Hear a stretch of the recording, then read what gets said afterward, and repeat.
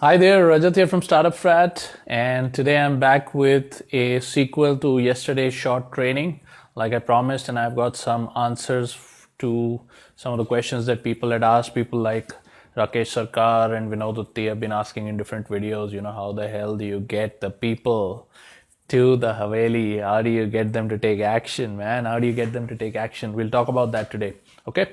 Before that, just let me quickly go through a recap of what we discussed yesterday. Okay, you need to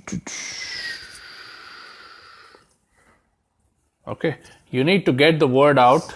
You need to get the word out of what you do. Okay, get word out, and then you need to connect with the people who are looking for what you have to offer and get them on the express highway.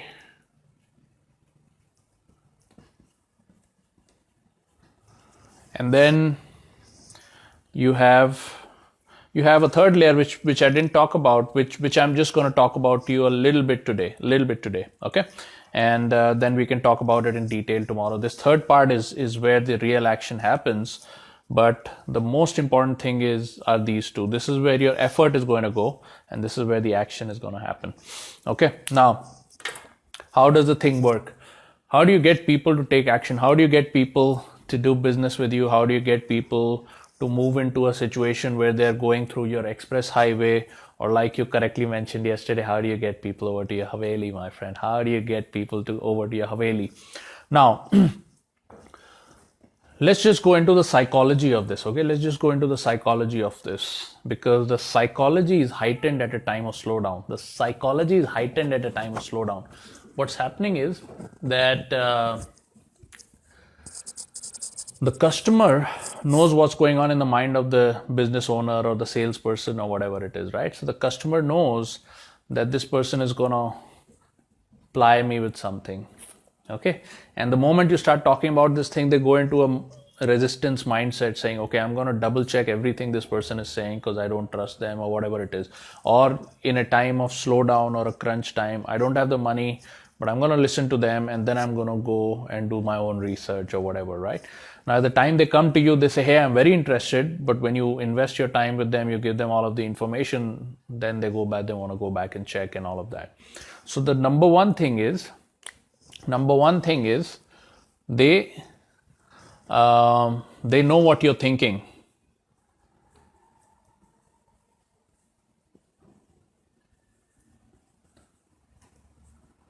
They know what you're thinking, but you don't know what they're thinking, right? They know what you're thinking because all the salespeople are doing the same similar thing and all of that, but you don't know what they're thinking, okay? And the second issue is that they're going to use all the options available at their disposal. They're going to use all the options available at their disposal. They're going to use all the options available at their disposal, okay? Regardless of how well the human connect is, etc., and what good a price you're giving them, they're going to compare you with a few more people in order to arrive at a decision, right? Because in a time of strife, in a time of slowdown, nobody wants to be wrong, right? So they want to make sure they have seen all the decisions and all of those things, right? So these are the two items that the customer has or wants to have, but you don't have, you need to have, okay? Which is, you need to know what they're thinking. And the second thing is, you need to have options. You need to have options, which means if they have a different bunch of suppliers that they're going to compare you against, why don't you have a bunch of customers that they are being compared against, and they know that, and they should know that they're being compared with a bunch of other people, right? So this thing is called posturing, and it cannot be faked. You cannot fake to a customer that, hey, I have options, I have other people waiting in line to see me, unless you actually do have other people waiting in line to see them, right? So this is the psychology of it. Now I'm going to walk you through the steps on how this happens, and I'm going to backtrack that into the customer psychology so you understand. You need to understand what's happening so that you're able to implement it properly, okay? So how does this thing work? Let me move this out for the time being. How does this thing work? See, if a customer has a pressing need right? There are only two kinds of pressing need. Either I have like a major pressing need, I got into an accident, I need to get to a hospital or something like that, right? Or they have a minor need that is, like super irritating. It can be solved quickly, like a 50 rupee problem, right? My mop that I used to clean my house. I'm just getting that example because in the lockdown, my mop broke and I was cleaning my own house, right? Because no maids, no staff, no help. And then the damn thing broke. And I'm like the biggest problem in my life right now is I need to get a new mop, right? So I had to literally go out and get a mop, and I didn't care how much it cost. So if the normal price was $150, like the whole roller thing, which you can do like this or whatever the hell, the normal price was $150 and the guy charged me like 400, I would happily pay 400. It didn't really happen, but I'm saying that was my mindset. I want that problem solved. It's a little problem, but it's going to like totally screw up my day and all that, right? So it has to be, if it's that low ticket a problem which is causing that big of an irritation, then they'll solve it regardless, right? But that problem only kirana wala can solve for a customer, and you cannot solve that. So you're in a segment where you're slightly more high value than a kirana wala and slightly lower value than a life-saving doctor or something like that, right? So then you're stuck in that zone where you're basically getting crushed from both angles, because those are the only two businesses that were doing well during the slowdown, during the lockdown, right? The kirana walas were doing well and the chemists were doing well. Those are the only two businesses open, right? So anyway, let's come back to the point. What happens is, unless the problem is like huge, like a life-threatening issue or a highly irritating small problem, then it falls under a segment where it is not it's not occupying mind space. It's not occupying mind space. And time is at a premium, energy is at a premium. So if a customer sees something, if they think they have a problem, they see like an ad or a pamphlet, or they see like a hoarding, or somebody tells them that, hey, if you have this problem, you can solve this problem this way, whatever. Then what they want to do is, so they have a very small micro attention span at that time. Micro attention span. Assuming that the thing catches their eye, what they're going to do is they're going to take a photo of that pamphlet, or they're going to take a photo of the hoarding, or whatever somebody told them. They're going to write it down in their notes or whatever. If they, if somebody called them and said, hey, do you have this problem? This is how you can solve the problem. They'll write it down. Right now, they have like a 3-second attention span. In 3 seconds, what can they do? I'll take a photo of this. I'll figure it out later. Assuming in 1 in 10 cases, they'll probably come to it during the weekend, and they're going to spend 10 minutes on it. How are they going to spend 10 minutes on it? They're going to go to Google, or they're going to go to Amazon. Either Google or Amazon, my friend. Either Google or Amazon. And they're going to spend about 10 minutes searching, double checking, and all of that. Okay. Now, what is the third thing? In 10 minutes, either they take their decision. Okay. Only 1 in 10 people actually take their decision in 10 minutes. People don't really take decisions based on Google searches anymore. That thing is also slowing down. And then what they do is what they have always done in life, what has the time-tested solution to every problem is phone a friend. Phone a friend. Okay. Now, if you look at all of the different decisions you've taken that are not super irritating small items that you need to solve immediately, or that are not like life-threatening major items that require your attention, everything, the 99% of the problems in between, only 1% of the decisions get taken immediately. Maybe a total of 4 to 8% of decisions get taken via Google search. And if a decision is taken at all, then these decisions, the overwhelming majority, overwhelming majority of decisions are taken on the recommendation of a friend. The recommendation of a friend. So what people do is they call somebody that they think in that area is smarter than them. And the person tells them, hey, I think this is what you should do. They don't doubt that the other person doesn't either have all the information, or they are not invested in the problem as much as I'm invested in the problem. So the other guy doesn't even care. They just shoot off 2 ideas off the top of their head. right or wrong, but I'm probably going to take the decision based on the recommendation of that friend, because by this time I'm like already confused with a bunch of things that I've done. And all I need to do is, if I decide that I want to solve this problem today, I'll just do whatever that friend tells me. Okay, I take decisions a lot that way. I have friends who advise me on technology items because I'm technology illiterate. Then I have friends who advise me on finance items because once in a year, in about a 2 months time span, I do all my investments and all of that. And at that point, I need all of the advice possible. And these days, I'm trusting advice of friends more than all of these stock reports and all these, because all of them have lost me money, right? So phone a friend becomes important. Okay, why I'm just kind of diving deep into this psychological stuff is because unless you understand this, every other thing, my friend, that you learn on the internet, with a funnel, this is how to do email marketing, this is how to do Facebook ads, is not going to help you. 99% of all these so-called smart guys, smart aleck, technology savvy Facebook marketers are hurting right now. Right after the lockdown opened, our ad prices soared, and all of this artificial market that was created with low ad prices during the lockdown, because real businesses were not advertising at that time, all of these guys have gotten swatted out. I don't know if you know, but I'm telling you. Okay, so this is important. How the human brain works is important, more important than all these tools and techniques. They can be learned within a period of 30 days. I learned them in a period of 50 days, okay? If I can learn it, you can learn it. But this stuff, very important to understand. Now, here's the important item, my friend. Here's the important item. Where in these areas do you need to be? You want to be here. Okay? You want to be the trusted person that everybody wants to do business with. But the funny part is, nobody will trust you unless you're here as well and here as well. Let me say the whole thing again.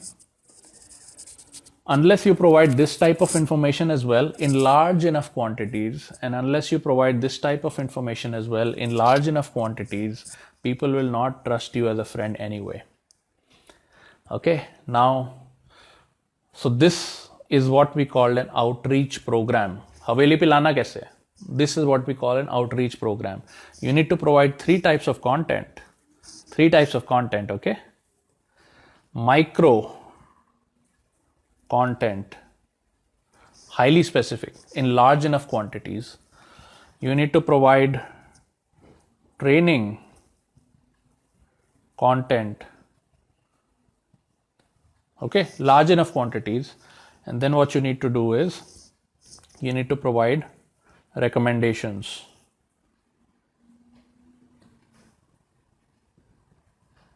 Backed by experience. Why do you trust that one friend of yours? Because they have experience in that area. They have tried and failed and done all the trial and error more than you have in that area. So for technology, if I trust a friend, not because they're the smartest in the world, because they have done trial and error more than me, so they can save me. They can save me a little bit of heartache and all of that, making wrong decisions and all of that, which is an irritant.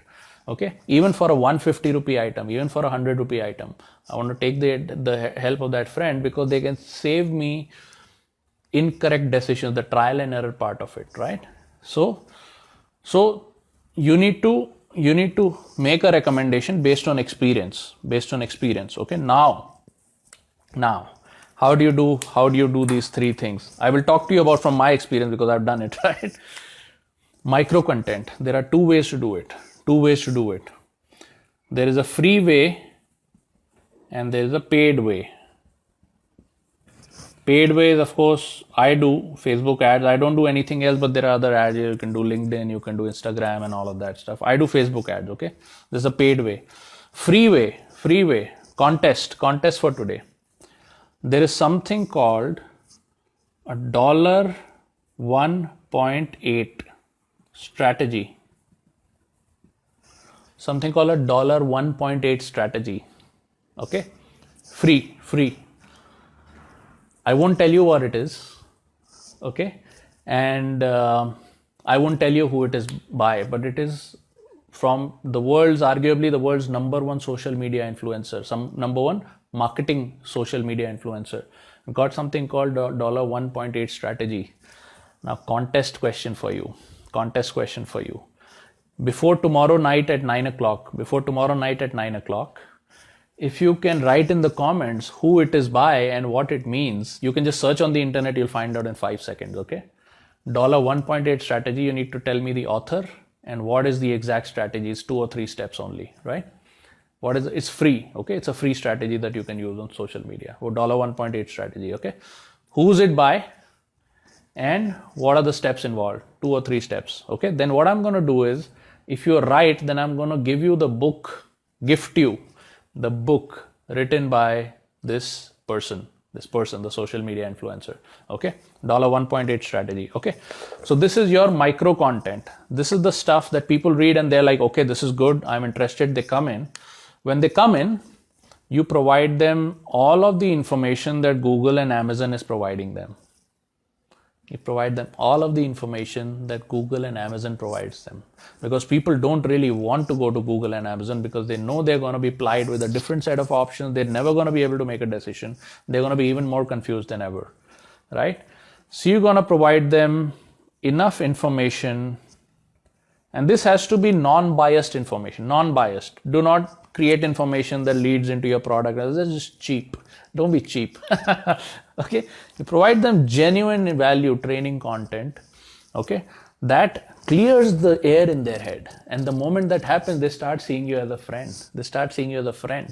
Okay, and then you give them some recommendations based on your experience,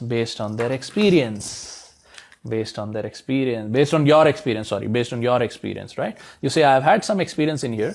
Based on this, here are my recommendations.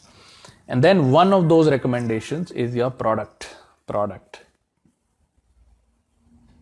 Now, just because you recommend a product, they ain't going to buy a product. There's another step after this, right? There's another step after this called the express highway. Okay. So that's when you give them the recommendations. How do you select among these 3 recommendations that I gave you? You bring them to the express highway. Okay. And they go through the express highway. Okay. And then some of them arrive at your product and they buy your product. Okay, some of them arrive at your product and then they buy your product. Okay, so this is how you bring people to your Haveli. Now this thing is what we call an outreach program. Okay, micro attention span, you gotta have content in there, enough amount of information. You gotta have trainings loaded with creating clarity, not creating confusion. Google creates more confusion than it creates clarity, which is great for you because you're going to create more clarity than you create confusion. And then you're going to bring them into some recommendations which are based off of your experience. Okay. How do I do this in my business? This StartupFrat is a new business. It's not my core business. I'm a consultant for companies. I help them double their sales and marketing and all of that. But number 1, micro content. Number 2, training content. Number 3, recommendations. How do I use this? I use the $1.8 strategy. I've used it on live video for a period of 50 days in order to drive people towards a new business that I was forming in the lockdown because I was sitting around and I was like, I need to figure out how to be more creative in the lockdown, right? So I use this strategy and then the training content. If you look at the formation of this group, Facebook Hangout, this was formed during the lockdown. And what do I do in here?